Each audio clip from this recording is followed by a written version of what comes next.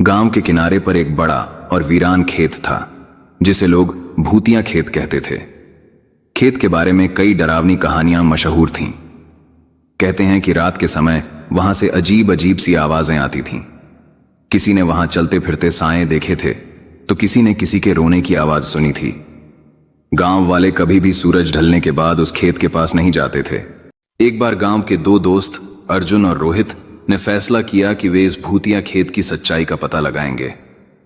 अर्जुन ने कहा, डरने से कुछ नहीं होगा, यह सब मन का भ्रम है। चलो आज रात वहां चलते हैं और देखते हैं कि आखिर सच क्या है। रोहित थोड़ा डरा हुआ था, लेकिन अर्जुन की बात मान गया। दोनों ने रात के समय जाने की योजना बनाई। अंधेरी रात थी और आसमान में चांद के अलावा कोई रोशनी नहीं थी। दोनों अपने हाथों में टॉर्च लेकर खेत की ओर चल पड़े। जैसे ही वे खेत के करीब पहुंचे, हवा अचानक तेज हो गई।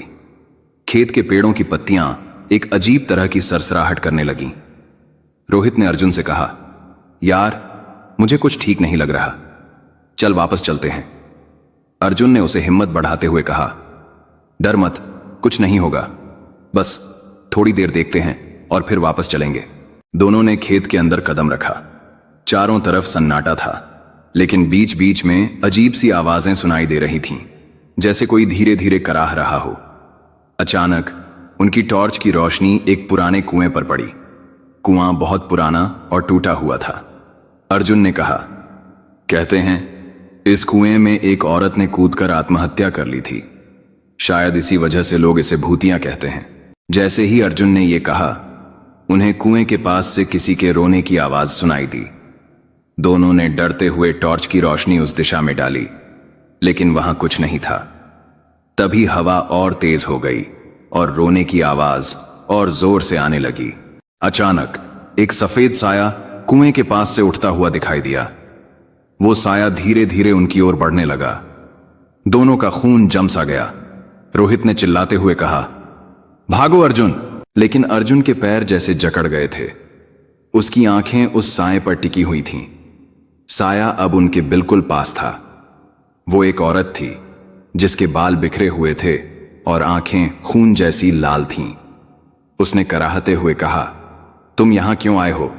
यह मेरी जगह है। रोहित ने हिम्मत जुटाई और अर्जुन को खींचकर खेत के बाहर की ओर दौड़ने लगा। दोनों जैसे तैसे खेत से बाहर निकले, लेकिन जैसे ही वे गांव पहुंचे, अर्जुन अचानक जमीन पर गिर पड़ा। उसके चेहरे पर अजीब सा डर और दर्द था। गांव वालों ने जब अर्जुन को देखा तो वे समझ गए कि दोनों भूतियां खेत में गए थे। एक बुजुर्ग ने कहा, मैंने पहले ही कहा था कि उस खेत में मत जाना। वहां उस औरत की आत्मा है जो चैन से नहीं रह सकती। अर्जुन को गांव के पुजारी के पास ले जाया गया। पुजारी ने घंटों तक मंत्र पढ़े, तब जाकर अर्जुन होश में आया। उसने सहमते हुए कहा, वो औरत, वो मुझे मारना चाहती थी। उसकी आंखें मैं कभी नहीं भूल सकता। उस दिन के बाद अर्जुन और रोहित ने कसम खाई कि वे कभी उस खेत के पास नहीं जाएंगे। गांव वालों ने भी उस खेत के चारों ओर कांटों की बाड़ लगा दी ताकि कोई और वहां न जा सके। लेकिन आज भी जब रात होती है तो उस खेत से रोने और चीखने की आवाजें सुनाई देती हैं। लोग कहते हैं कि वो आत्मा अभी भी वहां भटक रही है, अपनी मौत का बदला लेने के लिए। और जो भी उस खेत में कदम रखता है वो कभी ना कभी उस साए का शिकार हो जाता है। दोस्तों, ये थी हमारी आज की कहानी। कहानी आपको कैसी लगी कमेंट बॉक्स में कमेंट करके जरूर बताना। फिलहाल चलता हूं।